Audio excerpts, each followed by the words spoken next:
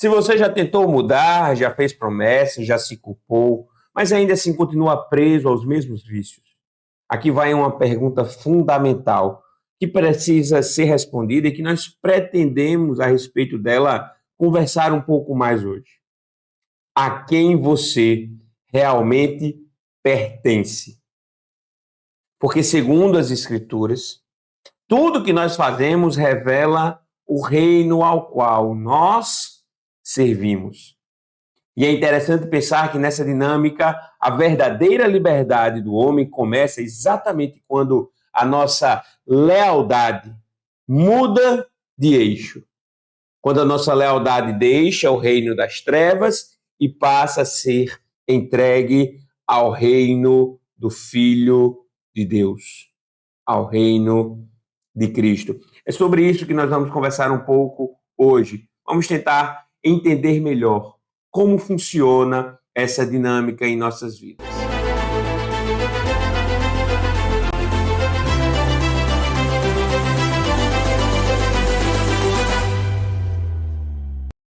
Meu nome é Olavo Cortez, eu sou marido de Luana, pai de Pedro, de Olívia e de Lissa. Eu sou um cristão comum, transformado pela graça de Deus e convicto de que a Bíblia é suficiente para nos guiar em tudo aquilo que realmente importa para a vida cristã. Eu ainda não venci todas as minhas batalhas, mas certamente já venci batalhas o suficiente para crer que é possível vencer o pecado, crescer em santidade, viver para a glória de Deus. Tudo isso pela palavra, pelo poder do Espírito Santo. E como você já sabe, o Cansados e Sobrecarregados vai ao ar todos os dias, às 23 horas, com o propósito de ajudar você a enfrentar os dilemas da vida. Mas não de qualquer forma. Ajudar você a enfrentar os dilemas da vida com sabedoria bíblica e esperança verdadeira. Eu convido você a abrir a sua Bíblia em Colossenses capítulo 1, verso 13. É o versículo que nós vamos ler para iniciar esse tempo de meditação a respeito da palavra. E o texto nos diz: Ele nos libertou do poder das trevas e nos transportou para o reino do seu Filho amado. Vamos orar. Senhor Deus, grandioso Pai, obrigado por esse momento que estamos aqui reunidos.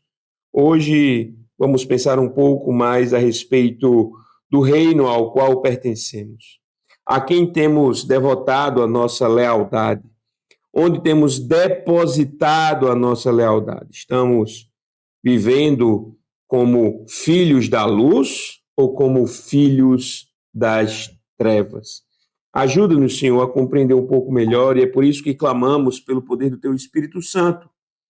Precisamos que Ele nos guie através dessa meditação, nos iluminando, nos dando sabedoria para compreender quem é o nosso Senhor verdadeiramente. Não aquele que apenas confessamos com nossas bocas, mas aquele ao qual verdadeiramente servimos. É o que nós oramos no nome de Jesus. Todo vício, ele revela muito mais do que um comportamento compulsivo.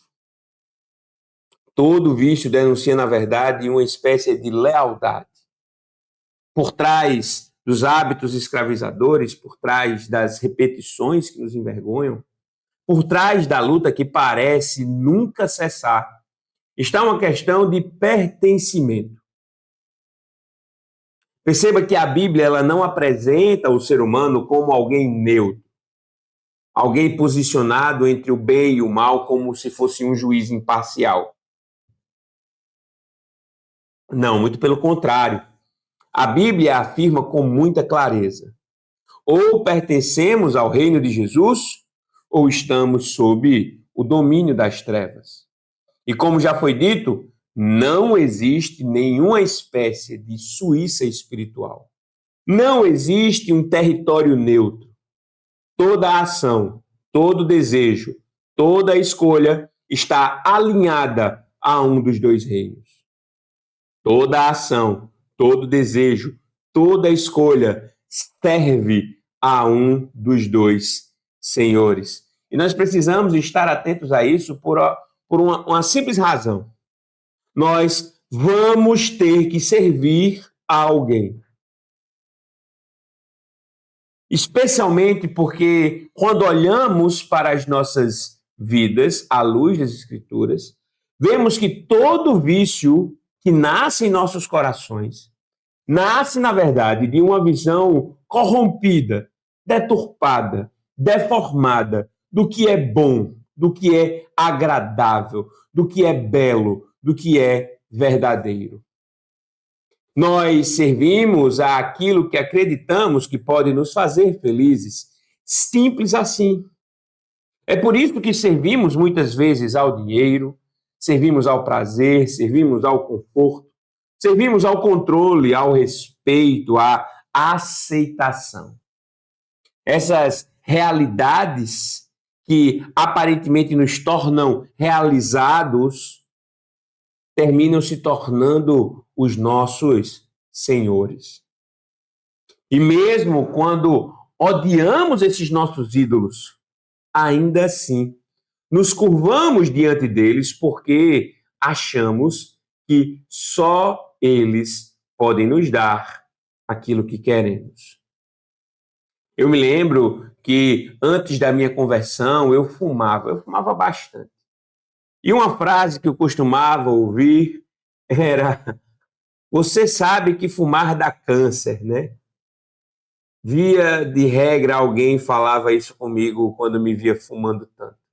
Eu sempre respondia com muita paciência: claro que eu sei. E aí a pessoa retornava a pergunta: e ainda assim continua fumando? Pois é. O que muitas dessas pessoas, a esmagadora maioria delas, não sabia era que eu não fumava porque eu gostava. Parece contraditório dizer isso, mas a verdade é que, em determinado momento, eu parei de fumar por prazer. Chegou uma hora da minha vida que eu fumava simplesmente porque eu era viciado. Eu odiava o cheiro que o cigarro deixava em mim. Eu odiava aquele constante bafo de cinzeiro que eu carregava para cima e para baixo. Inclusive, eu louvo a Deus pelas pessoas que estavam ao meu redor, porque eu não sei como conseguiam suportar aquele fedor. Mas a verdade era que, em determinado momento da minha vida, eu não fumava mais por prazer. Eu fumava simplesmente pelo vício. Não tinha glamour por trás daquilo, não tinha alegria, não tinha diversão, não tinha nada de bom. Era apenas vício. Simples assim. Eu precisava do cigarro e era desesperador imaginar que não tinha cigarro por perto. É exatamente por isso que, mesmo quando odiamos os nossos ídolos, ainda assim nos curvamos diante deles. Nos curvamos diante deles porque muitas vezes achamos que só eles podem nos dar o que nós queremos. Mas Paulo confronta essa falsa liberdade. E ele confronta essa falsa liberdade com uma verdade absolutamente transformadora. Uma verdade cheia de esperança. Paulo confronta essa falsa liberdade com a percepção de que nós fomos resgatados. A libertação do pecado, Paulo deixa muito claro que ela não é uma conquista, ela é uma obra. A libertação do pecado não é fruto da nossa resolução pessoal, é fruto do sangue derramado pelo Cordeiro perfeito. Cristo nos arrancou com um poder irresistível do domínio das trevas, do domínio do pecado, do domínio de Satanás e nos transportou para o reino do seu Filho de amor. É como se fosse uma espécie de novo êxodo. Nós Somos tirados do Egito e somos levados em direção à terra prometida. A linguagem parece forte porque de fato é forte. É uma linguagem cheia de intencionalidade. Não se trata ali de uma proposta ou uma possibilidade, mas de um fato consumado. Nós não estamos mais à mercê do nosso antigo Senhor.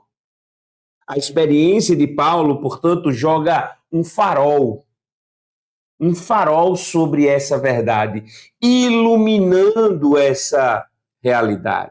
Como está escrito em Atos, capítulo 26, verso 18, para abrir os olhos deles e convertê-los das trevas para a luz e do poder de Satanás para Deus, a fim de que eles recebam remissão de pecados e herança entre os que são santificados pela fé em mim.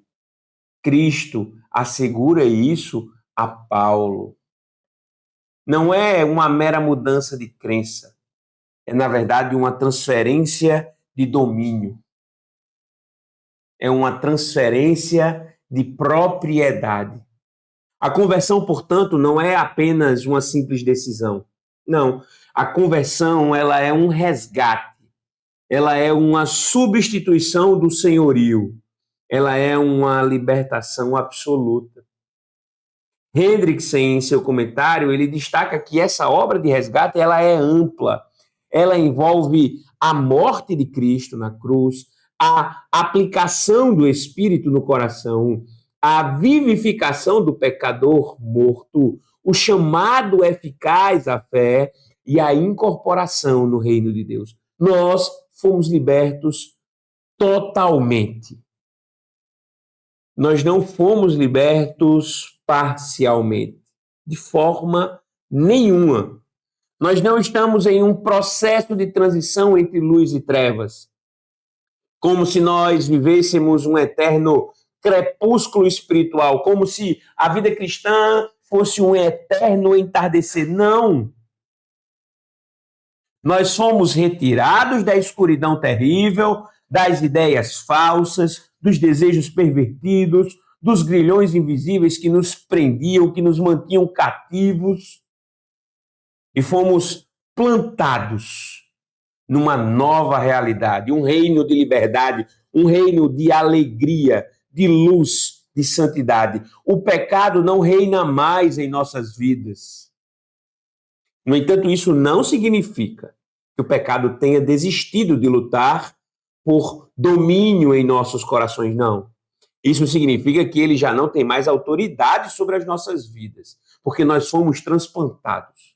Assim como os povos antigos que eram conquistados, eram retirados do seu meio e implantados em outros reinos, nós também fomos transplantados do cativeiro para a liberdade eterna em Cristo. Não por força humana, mas pela obra dele.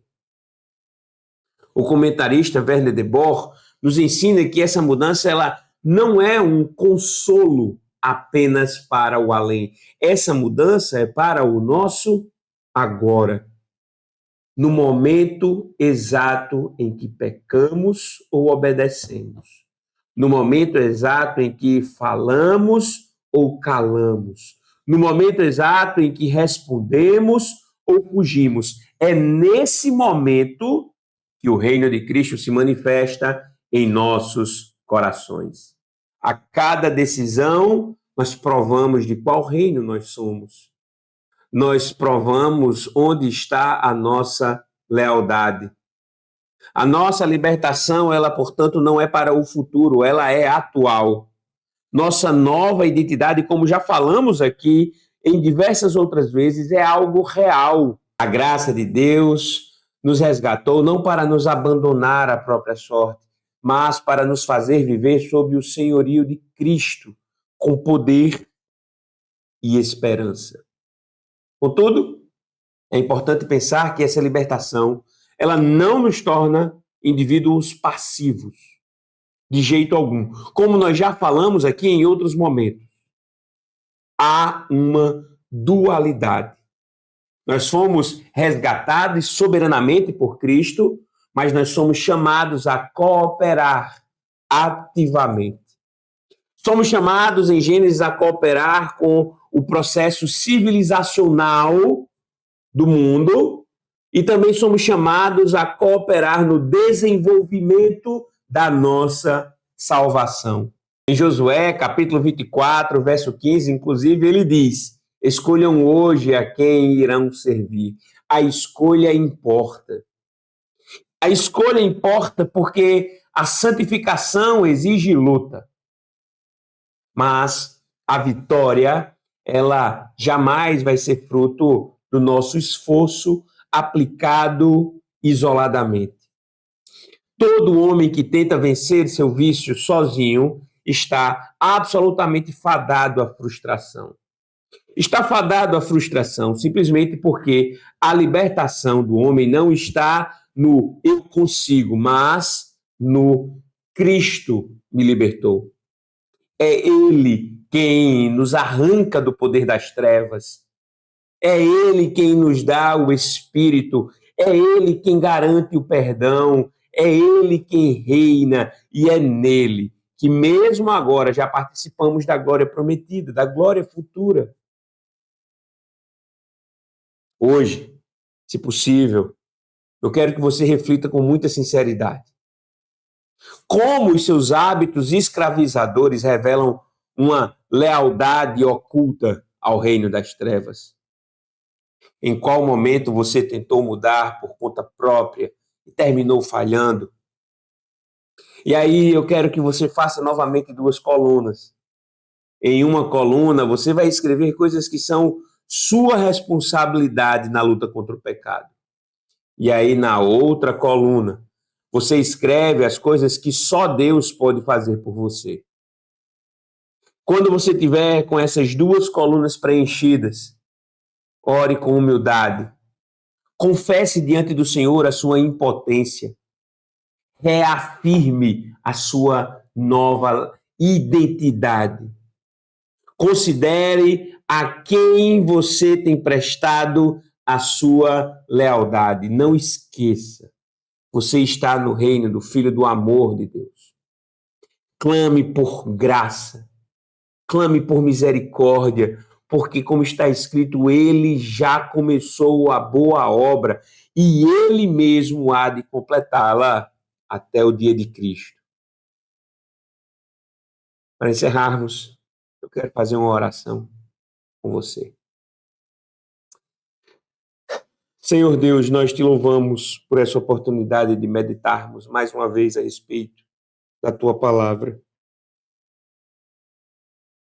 Acredito que tenha ficado muito claro, Senhor, que não podemos servir a 2 reinos, porque uma vez salvos, fomos transplantados do reino das trevas e implantados no reino do Filho do amor. Ajuda-nos, Senhor, a crescermos fortes, com graça, com misericórdia, com entendimento. Ajuda-nos, Senhor, a servirmos piedosamente. Dá-nos uma vida de compreensão do Teu Evangelho em sua completude, inclusive nos termos que podemos aplicar à vida real. Livra-nos, Senhor, do conhecimento etéreo vazio, simplesmente intelectual, que nos torna arrogantes e distantes da Tua vontade. Dá-nos o querer e o realizar para a Tua honra e para a Tua glória. Nós fazemos essa oração no nome de Jesus. É dele, para ele, por ele, tudo, tudo, tudo, tudo. Que a nossa lealdade seja entregue exclusivamente ao nosso Senhor e Salvador. Amém. Se essa mensagem tocou o seu coração de alguma forma, se você acredita que foi edificado por ela, compartilhe com alguém. E não esqueça de voltar amanhã às 23 horas para mais uma dose de confronto e esperança. Enquanto o mundo dorme, nós seguimos lutando contra o pecado e vivendo para a glória de Deus, pela palavra, pelo poder do Espírito Santo. Um grande abraço, fique com Deus e até o nosso próximo encontro.